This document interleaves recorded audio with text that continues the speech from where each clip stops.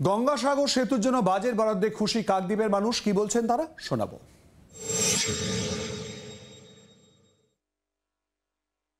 আমাদের যাতায়াতের খুব অসুবিধা হয়, বাইরে থেকে যাত্রী আসে যেতে যাতায়াতের অসুবিধা হয়।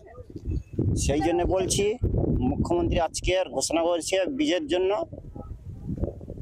ধন্যবাদ জানাই। অবশ্যই তো খুশি হয়েছি আমরা যে সেতু হবে, হলে সবারই ভালো হবে। যাতায়াতের যেসব সমস্যাগুলো হয় সেগুলো দূর হয়ে যাবে, আমরা খুবই খুশি। গঙ্গাসাগরের তো একদিকে প্রচুরভাবে উন্নয়ন হবে এবং আমাদের মানে মাননীয় মুখ্যমন্ত্রী যিনি মমতা বন্দ্যোপাধ্যায় এই যে উদ্যোগ উনি নিয়েছেন, এটা মানুষের পুরোপুরিভাবে উন্নয়নের জন্য এবং মানুষের সুবিধার্থে নিয়েছেন। গঙ্গাসাগরে ব্রিজ হলে সব থেকে যেটা বড় সুবিধা হবে যে লক্ষ লক্ষ পুণ্যার্থী এই গঙ্গাসাগর মেলা অথবা আপনার এই মাঘী পূর্ণিমার যে পুণ্য স্নান, এই সময় এই যদি ব্রিজটা হয় তো আমাদের যারা পুণ্যার্থী এখানে আসছেন বিভিন্ন আমাদের পশ্চিমবাংলার বিভিন্ন প্রান্ত থেকে আসছেন এবং এছাড়াও আমাদের পশ্চিমবঙ্গ ছাড়াও অল ওভার ইন্ডিয়া বিভিন্ন রাজ্য থেকে পুণ্যার্থীরা আসছেন, তাদের ক্ষেত্রে প্রচুরভাবে সুবিধা হবে। কারণ তখন ফেরিঘাটের যে একটা টাইমিং এর ব্যাপারটা থাকে, যেটা টাইমটা লাগে, সেই টাইমটা অনেকটা সেভ হয়ে যাবে মানুষের ক্ষেত্রে, তো যাতায়াত ক্ষেত্রে অনেকটাই সুবিধা হবে। আমরা পশ্চিমবাংলার মধ্যে এই সাগরদ্বীপে বসবাস করি, আমাদের বহু দুঃখ কষ্টে জীবনযাপন করতে হয়। মাননীয় মুখ্যমন্ত্রী যে এই কাজটা করলেন, আমরা সব দিক দিয়ে ধন্যবাদ এবং খুশি হলাম। ওনাকে অশেষ ধন্যবাদ, যাতে উনি আরও বড় হতে পারে এবং উনি আমাদের দেশের জন্য যা করছে খুব ভালোই করছেন। ওনাকে আমার শত শত প্রণাম এবং ওনার আশীর্বাদ যেন আমাদের মাথায় থাকে। ব্রিজটা হলে আমাদের এবং আমাদের ভবিষ্যতে যে ছেলেপুলেরা আসছে তাদের খুব ভালো হবে এবং শান্তিতে তারা বসবাস করতে পারবে। এবং আরও একটা কথা আমি বলছি মাননীয় মুখ্যমন্ত্রীকে, যে উনি যদি আমাদের এই সাগরদ্বীপের জন্য একটু অন্তত নদীর বাঁধের দিকে তাকায়।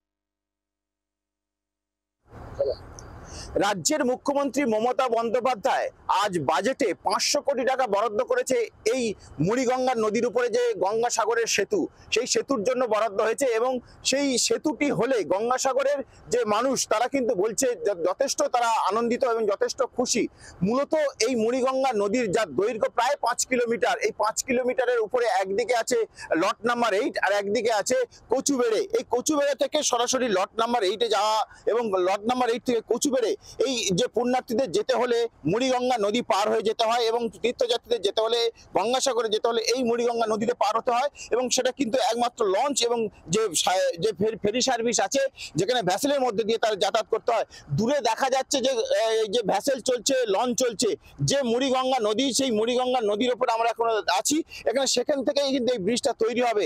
আর এই ব্রিজের জন্য যে 500 কোটি টাকা রাজ্য সরকার যে বরাদ্দ করেছে এবং সেই কাজ শীঘ্রই খুব তাড়াতাড়ি শুরু হবে। পাশাপাশি পর্যটক থেকে শুরু করে গঙ্গাসাগর বাসিন্দারা কিন্তু তারা যথেষ্ট খুশি, কারণ এই যে ব্রিজটা হলে এই গঙ্গাসাগরের যে যাতায়াতের অনেকটাই সুবিধা হবে এবং এখানকার অর্থনৈতিকভাবে অনেকটাই চাঙ্গা হবে।